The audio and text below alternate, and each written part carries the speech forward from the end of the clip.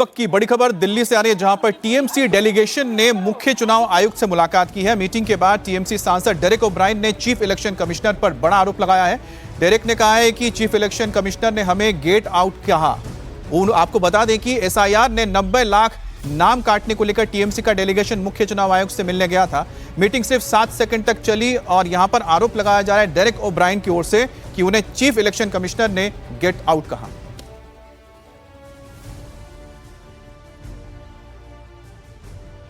So Sagarika Ghosh, our deputy leader in Rajya Sabha, Dr. Menaka Guruswamy, our Rajya Sabha MP, Saket Gokhale, ex-MP, we went there.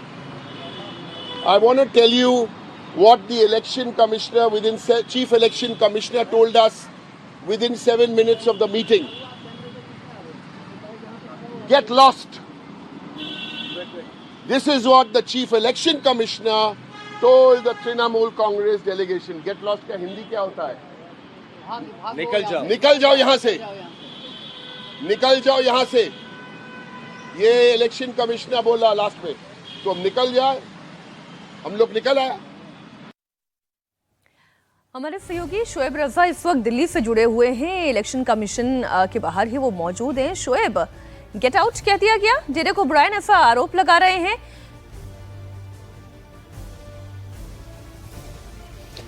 Meenakshi, देखिए तू मैं तो हुई है, ये कहा जा रहा है और गहमा गहमी भी बहुत ज़्यादा बढ़ गई थी। हालांकि सिर्फ 7 ही मिनट ये जो मीटिंग है, क्योंकि आज का वक्त लिया गया था, टीएमसी की तरफ से ये चल पाई। उसके बाद बड़े गुस्से में डेरेक ओब्रायन और सागरिका घोष और 4 जो सदस्य हैं टीएमसी के, वो बाहर आए और उन्होंने ये आरोप लगाए। वहीं इलेक्शन कमीशन की तरफ से ये कहा जा रहा है कि डेरेक ओब्रायन ने चिल्लाते हुए कई बातें जो मुख्य चुनाव आयुक्त थे उनसे कही और उनसे बदतमीजी की गई। ये तमाम बातें इलेक्शन कमीशन की तरफ से कही जा रही है। एक ऑफिशियल जो ट्वीट है, जो एक्सपर्ट लिखा भी है इलेक्शन कमीशन की तरफ से, वो ये लिखा गया है कि टीएमसी से 2 टूक कहा गया है कि भयमुक्त, हिंसा मुक्त चुनाव होगा पश्चिम बंगाल में। इसकी गारंटी इलेक्शन कमीशन लेता है और उसी दिशा में इलेक्शन कमीशन आगे बढ़ रहा है। तो अगर आप देखें तो पिछले दिनों ममता बनर्जी भी आई थी दिल्ली में इलेक्शन कमिश्नर से मुलाकात करने के लिए। उससे पहले अभिषेक बनर्जी भी आए थे।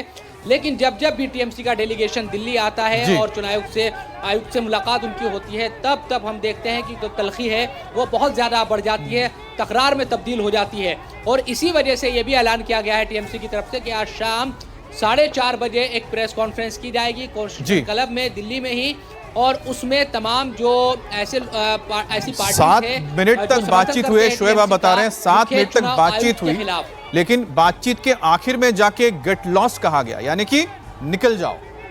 लेकिन सीधे आप लिए चलते हैं, तस्वीर आपको दिखा रहे हैं भवानीपुर से, जहां पर ममता दीदी वापस अपने घर लौट रही है, यानी कालीघाट तक फिर से पैदल जा रही हैं। पैदल ही वो कालीघाट अपने घर से आई थी, यहां पर अलीपुर के सर्वे बिल्डिंग तक, एक बार फिर से वापस लौट रही हैं।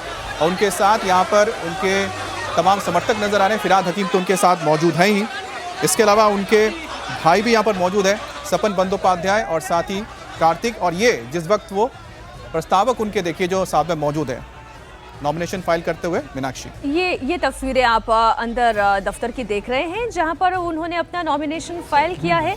भवानीपुर की इस जंग में वो बड़ी ताकत के साथ लगी हुई है। क्या कह रही है, हम सुनने की कोशिश करते हैं।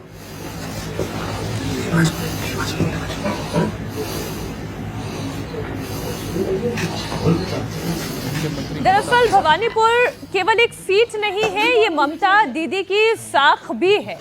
कैसे, ये भी आपको समझाते चलते हैं। लाइव तस्वीरें तो लगातार आपके सामने हम रख ही रहे हैं। 2011 में ममता बनर्जी के करीबी सुब्रत बख्शी यहाँ से 50,000 वोटों से जीते थे। उन्होंने ममता के लिए ये सीट छोड़ी, तो अब चुनाव में दीदी यहाँ से 54,000 वोटों से जीत गई। 2016 के चुनाव में 25,301 वोटों से उन्हें जीत मिली। तो 2021 में जब ममता बनर्जी नंदीग्राम से हार गई, तो फिर टीएमसी के शोभनदेव चट्टोपाध्याय ने ममता बनर्जी के लिए भवानीपुर सीट छोड़ी और उपचुनाव में ममता बनर्जी ने 58,000 वोटों से यहां पर जीत दर्ज की। तब जाकर उनकी सीएम की कुर्सी बची। इस बार शुवेंदु अधिकारी 2-2 सीटों पर उन्हें चुनौती दे रहे हैं।